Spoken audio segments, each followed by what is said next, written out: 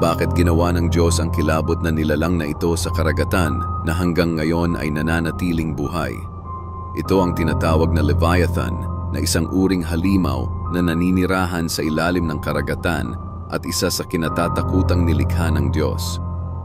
Kung iyong susuriin sa Book of Job, inilarawan ang Leviathan na may matibay na balat at walang kahit na anong mga armas ng tao ang kayang tumapos sa buhay nito.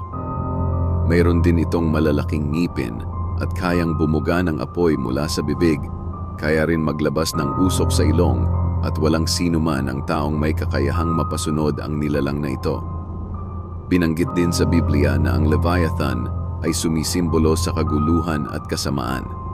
Kung kaya't pinarusahan ng Diyos ang Leviathan gamit ang isang espada na nagpapahiwatig sa isang malaking propesiya na kahit anong kasamaan at kapangyarihan, ang lahat ng nilikha ay wala pa rin makakahigit sa lakas ng Diyos.